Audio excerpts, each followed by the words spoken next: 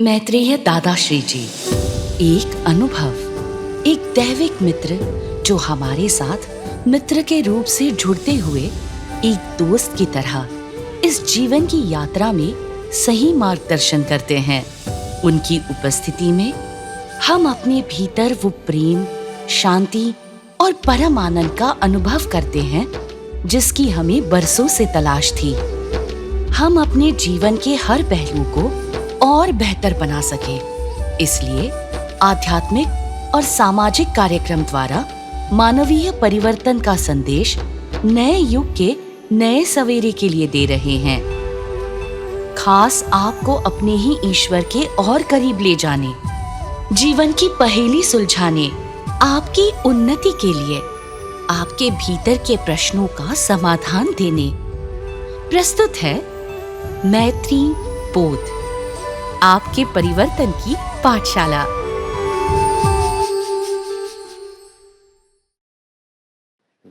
दादाश्री जी प्रणाम।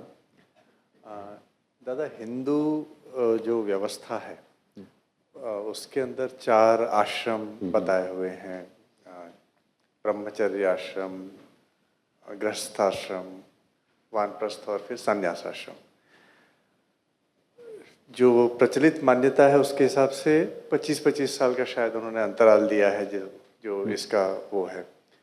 तो हम जब जैसे आश्रम से जुड़े थे, मैत्रीबोध परिवार से जुड़े थे, तब भी हमारे ऊपर कमेंट्स आते थे कि ये तो उम्र नहीं है कि आप इस तरफ जा रहे हैं या नहीं जा रहे हैं। क्या ये जरूरी है कि वानप्रस्थ आश्रम में आने के बाद ही हमें आध्यात्म या ईश्वर के प्रति अपना झुकाव लगाना चाहिए? हम पहले भी उसको कर सकते हैं? बस देखिए, ये बहुत अच्छा सवाल है। देखा जाए तो आप शुरुआत ब्रह्मचर्य से होती है या संन्यास आश्रम से भी शुरुआत भी करते हैं हम। उसका उद्देश्य क्या है और वानप्रस्थाश्रम का उद्देश्य क्या है या गृहस्थाश्रम का उद्देश्य क्या है? आप सोच के देखिए। ब्रह्मचर्य से या संन्यास आश्रम से, गृहस्थ आश्रम से आप कहाँ तक पहुँचने वाले हो? किसके पास पहुँचने वाले हो? ईश्वर के ही पास। वानप्रस्थाश्रम से भी ईश्वर के ही पास। तो इस चारों जो आश्रम की व्यवस्थाएं हैं, ईश्वर से मिलने के लिए ही है। वो उम्र के हिसाब से व्यवस्था बनाई है। वो उम्र के हिसाब से, जैसे आपने कहा ना 25-25 साल के हिसाब से। तो जब आप एक समाज को चलाते हैं, जो समाज के जो उस वक्त पे जो पंडित थे, प्रतिनिधि थे, जो लोग थे, जो दिशा देने का काम करते थे, तब उन्होंने ये बनाया है कि समाज स्थिर होकर इस तरह से चल सकता है। जो सोच सही भी है, पर उम्र के हिसाब से है, काम के हिसाब से है। ईश्वर के हिसाब से वैसे नहीं है कि अभी आप जंगल चले गए तो अब ईश्वर को प्राप्त करें। पर गृहस्थ में रहते हुए कितने लोगों ने ईश्वर को प्राप्त कर लिया है ना? ये आप थोड़ा भ्रमित लोग हो जाते इसके वजह से कि नहीं, वानप्रस्थाश्रम मतलब जंगल में जाएंगे तो ही ईश्वर मिलेंगे। ये किसी ने तो डाल दिया है विचार आपके दिमाग में। तो क्या फिर गृहस्थ में ईश्वर नहीं है? तो ना, वहां पर भी है। पूजा पाठ तो गृहस्थ आश्रम में भी तो करते ही हैं। जितने भी संस्कार हैं वो तो शुरू हो जाते हैं बचपन से ही। तो जब पूजा पाठ आप गृहस्थ आश्रम में रहते हुए कर ही रहे हो, तो ईश्वर के पास तो पहुंच ही रहे हो आप। तो उसके बारे में क्या? तो वही पूजा पाठ आप अभी भी करते हो। किसी भी गुरु जी के साथ रहते हुए, आश्रम से जुड़ते हुए, किसी भी संप्रदाय को फॉलो करते हुए आप ईश्वर को ही प्राप्त करते हैं, कुछ अलग नहीं करते हैं। तो ये समाज की व्यवस्था अलग है, ये सिस्टम है। इसका ईश्वर के साथ सीधा सीधा उस तरीके से संबंध नहीं है जैसे आपको लोग बता रहे हैं। ईश्वर तो बचपन से लेके सब सारे समय आपके साथ हमेशा रहते हैं, है ना?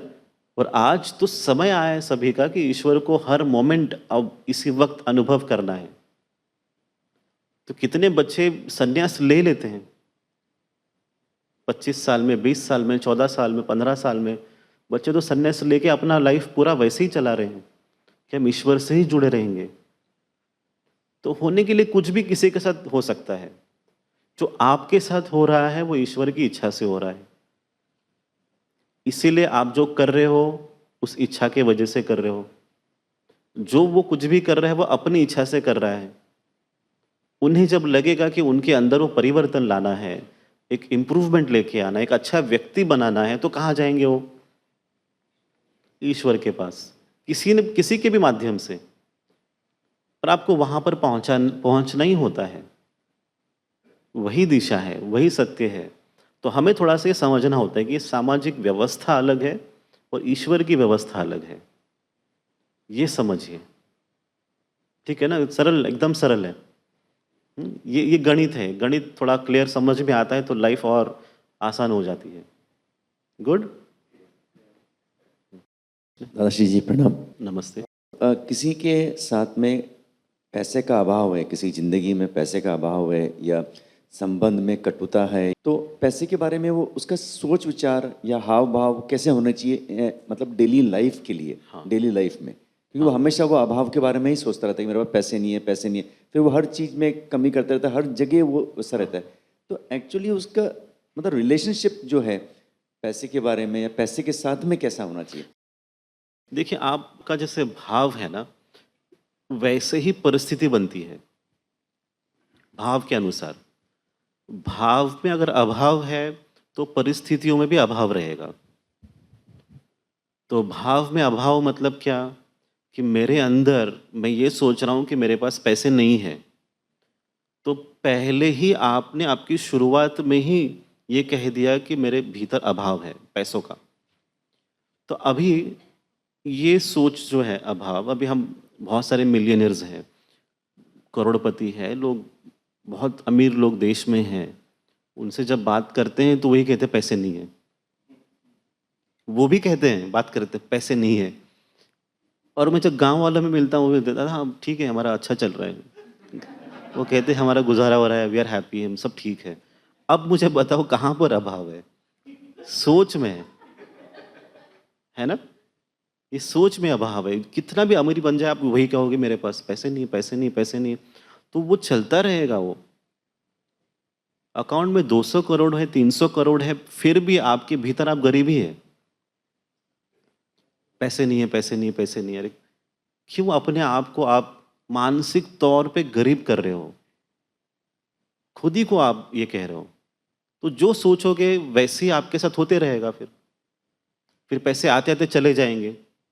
अगर लक्ष्मी, माँ लक्ष्मी प्रसन्न भी होती है और आपके पास वो पैसे लेके आती भी है और आप कहते हो मेरे पास पैसे नहीं है, अच्छा नहीं है, अच्छा ठीक है मैं जाती हूँ, है?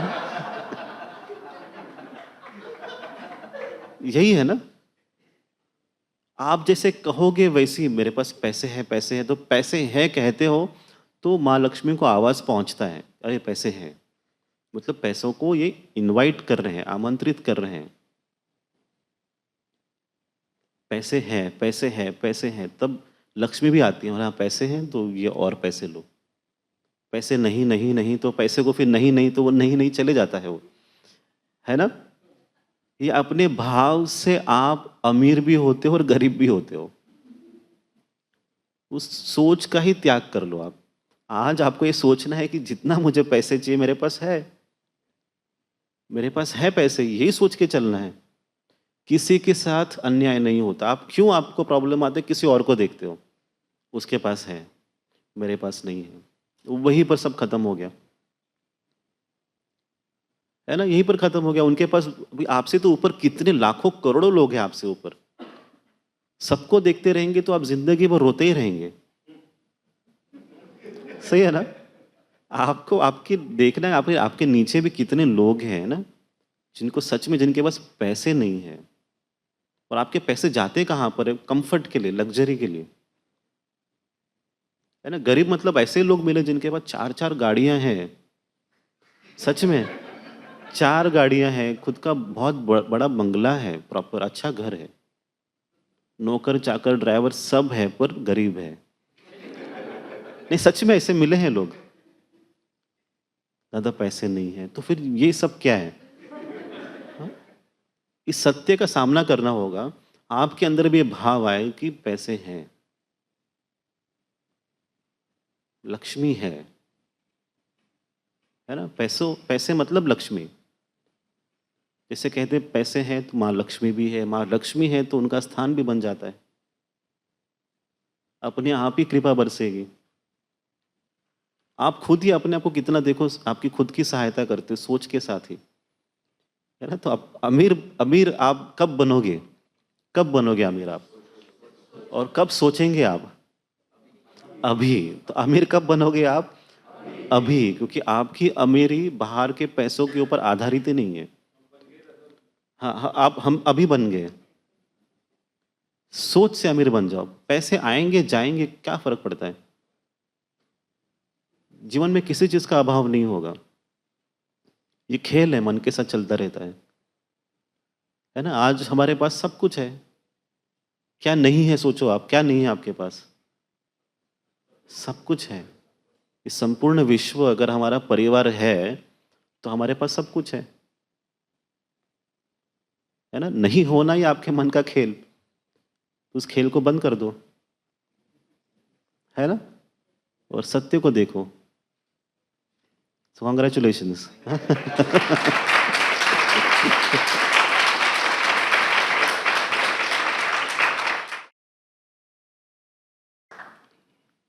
हैप्पी है ना? जैसे अमीर हो जाते चेहरे पे खुशी आ जाती है। अभी फोन करेंगे सबको, कितने चाहिए पैसे, कितने चाहिए। है ना? बांटेंगे लोगों को, हम लोन देंगे अभी, है ना? अरे आपके अकाउंट में तो 100 रुपए ही हैं। बोले नहीं, मैं आपको 1000 रुपए देता हूँ। नहीं, सच में एक्सपेरिमेंट कीजिए, पावर है आपके माइंड में। आपके पास 100 रुपये रहेंगे ना, आप किसी को कहेंगे मैं आपको 1000 देता हूँ, आपके पास पहुंचेंगे 1000 रुपये और आप देंगे। लोग इसको देखते नहीं है, समझते नहीं है। ये जब समझेंगे ना आप, तब आपको पूरा पूरा जो विश्व का जो सीक्रेट है ना, जो हिडन सीक्रेट है, रहस्य, वो खुल के सामने आ जाएगा। फिर आपको जीना कैसे समझ में आएगा। मैंने मेरे अपने जीवन में कभी रोया नहीं, पैसों को लेके भी कभी रोया नहीं। जो जैसे है वैसे ही है। और मैं चाहता हूं कि आप इसे समझे सभी लोग। जितना मुझे मेरे पास पहुंचना है वो मेरे पास पहुंचता है। वो पहुंच गया तो मेरे लिए वो पर्याप्त हो गया, मेरे लिए काफ़ी है। ये सोच आपको रखना होगा। एक समय ऐसा था जब मैं एज अ डॉक्टर काम कर रहा था बहुत पहले, तब उस वक्त पे एक दोस्त मेरे थे जो जिनकी शादी थी। और शादी थी तो वो मुझे शादी से एक दिन पहले मिलने आए और अचानक मिलके मुझे कहा कि मेरी कल शादी है और मेरे पास पैसे नहीं है। तो मैंने कहा क्या करना है? तो उन्होंने कुछ हेल्प कर सकते हो क्या? तो मैंने कहा ठीक है, मेरे पास इतने इतने पैसे हैं। तो बोला प्लीज़ मुझे दे दीजिएगा, मैं आपको फिर से जब भी मौका मिला आपको रिटर्न देता हूँ। तब मैंने मेरे दोस्त को एटीएम लेके गया और साथ उनके सामने ही मैंने कार्ड से पैसे निकाले और मैंने सारे पैसे निकाले अकाउंट से और उसे कहा कि देखो ये मेरा अकाउंट का स्लिप है, इसमें अभी बैलेंस 0 है और जितना मेरे पास था मैंने आपको दे दिया। और मैंने उसके बाद उनको कभी फ़ोन नहीं किया और पैसे भी नहीं मांगे क्योंकि उनको ज़रूरत था। पर मैं रोया नहीं उसके लिए कि मेरे पास नहीं, मेरे पास भी फैमिली है, सबको संभालना है। आपको पता है मैं फैमिली के साथ रहता हूँ, सन्यासी नहीं हूँ। तो फैमिली के साथ कैसे रहना है तो मैं आपको सिखा पाता हूँ क्योंकि मेरी खुद की फैमिली है। तो आध्यात्मिक सत्य को जब मैं फैमिली के साथ रहते हुए अनुभव करता हूँ तभी बता पाऊँगा आपको। मैं सन्यासी हूँ तो मैं कैसे आपको बताऊँ कि आध्यात्मिक आप अवस्था को कैसे अनुभव कर पाओगे संसार में रहते हुए, लोगों के साथ रहते हुए। तो मुझे जो मेरे गुरुजी ने सिखाया वही सिखाया कि आप संसार में रहते हुए, प्रापंचिक व्यक्ति रहते हुए लोगों तक इस सत्य को पहुंचाइए। जब मेरे उस व्यक्ति की हेल्प की, मेरे दोस्त की हेल्प की, उसके बाद 5, 6, 7 साल मिले ही नहीं हो, अचानक मिले ही नहीं। और जब ऐसा समय आया उसके बाद कि जब पहली छोटी सी मतलब एक मोमेंट ऐसा बना कि मुझे आश्रम आने के लिए व्हीकल नहीं था। मुझे जहाँ रहता हूँ वहाँ से आश्रम आने के लिए वाहन नहीं है, तो बस से आते थे। फिर हम जो टमटम है ना उससे हम आते थे। तो फिर बाद में सब सोचा सबने कि छोटी सी गाड़ी ले लेते, तो हमने वो गाड़ी ली, सबसे फर्स्ट गाड़ी। तो जब वो गाड़ी ली हमने पहली बार, छोटी सी गाड़ी आप में से कई लोगों ने देखा होगा पहले, तो जब वो पहली बार गाड़ी ली और जिस ट्रैवल एजेंट के थ्रू हम गाड़ी ले रहे थे, तो उस ट्रैवल एजेंट ने ये कहा हमारे मित्र को कि ये दादाश्री जी के लिए गाड़ी ले रहे हैं और दादा के मेरे ऊपर उपकार है, उन्होंने मुझे मदद की थी, तो इस गाड़ी का जितना भी खर्चा आएगा प्रोसेसिंग का वो सब मैं खुद करूँगा। तो उसे पूछा कब आपको हेल्प की थी, तो जब मेरी शादी थी तब मुझे दादा ने पैसे दिए थे, उसके बाद दादा ने पैसे नहीं मांगे और आज मुझे मौका मिला है उनको मदद करने के लिए, तो ये पूरा जो प्रोसेसिंग है मैं खुद करूँगा। ये अपने आप हो गया है, मैंने अपेक्षा नहीं रखी। तो आप जब किसी को कुछ देते हैं, कुछ करते हैं, उसे छोड़ दीजिए। अगर आपका भाव शुद्ध है तो आपके पास पहुंचेगा। प्रॉब्लम क्या है, शॉर्टकट आपको चाहिए। मैंने पैसे दिए, अब 3 दिन में मुझे रिटर्न चाहिए, यहाँ पर आप फंस जाते हैं। टाइम इन्वेस्ट करने के लिए कोई तैयार नहीं है। तो आप सीखेंगे जब टाइम इन्वेस्ट करना, तब आप अच्छे से देखेंगे ग्रो होते हुए चीज़ों को। यहाँ पर सबको जल्दी है, कहाँ जाना है पता नहीं है, पर सब भाग रहे हैं, सिर्फ भाग रहे हैं, पर कहाँ, किस लिए, क्या मिलेगा कुछ पता नहीं है। और कुछ तो प्राप्त करना है, पर क्या? आप पूछिए जो भी आपके आसपास में जो चल रहे हैं, क्यों, किस लिए, क्या नहीं, और पैसे चाहिए, क्यों और पैसे चाहिए, क्योंकि पैसे नहीं है। और वो रोते ही रहते हैं, और पैसे मिलने के बाद भी रोते ही रहते हैं। हमें नहीं रोना है, आज हम जो है ऐसे ही हैं। इस भाव के साथ आप रहेंगे, हमेशा के लिए आप खुश रहेंगे, आनंदित रहेंगे। सो बी हैप्पी, एंजॉय लाइफ।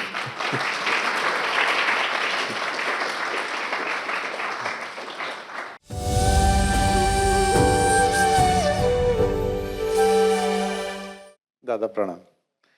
बहुत मुश्किल से अपने आप को एक्सप्रेस कर पाता हूँ। दादा, जब से आपसे जुड़ा हूँ, मैं ये नहीं बता सकता कि मैं क्यों जुड़ा हूँ। आपने आज भी बहुत कुछ अच्छी तरह से, बहुत साफ तरीके से समझाया, लेकिन उसका कोई मतलब नहीं। मतलब तो बस ये है कि आप हैं, हम हैं, आप उपस्थित हैं, हम उपस्थित हैं, वही सफिशिएंट है।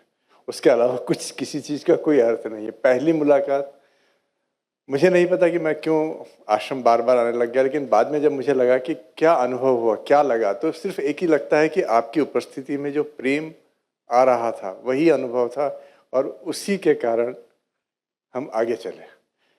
बाकी कुछ भी नहीं दादा, आप हैं, बस हम हैं। मैत्रेय दादाश्री जी द्वारा स्थापित मैत्री बोध परिवार एक आध्यात्मिक और सामाजिक संस्था है जो परिवर्तन के द्वारा मानवीय चेतना के उत्थान के लिए निरंतर प्रयास कर रही है। ये एक मित्रों का परिवार है जो अपनी 3 स्तंभ प्रेम, परिवर्तन और निस्वार्थ सेवा से मनुष्य को अपनी उच्चतम अवस्था से जोड़ता है, उन्हें उनके परम सत्य से अवगत कराता है। अगर जीवन में कुछ सर्वोच्च है तो वो है दूसरों के लिए कुछ करने का आनंद। बदलेंगे आप तो बदलेगा देश की धारणा रखने वाले मैत्रेय दादाश्री जी के मार्गदर्शन में इस संस्था ने कई सामाजिक कार्य को अग्रसर किया है।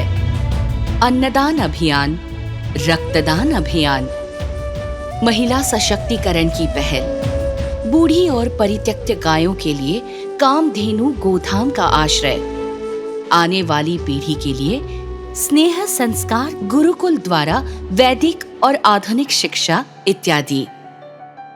यदि आप मैत्री बोध परिवार से जुड़ना चाहते हैं, आध्यात्मिक कार्यक्रम का लाभ लेना चाहते हैं या सामाजिक कार्य में योगदान देना चाहते हैं, तो आप बनिए मैत्री दूत। www.maitribodh.org/मैत्रीदूत वेबसाइट पर आज ही रजिस्टर करें। अन्य जानकारी के लिए हमारे हेल्पलाइन नंबर 8929707222 पर कॉल करें।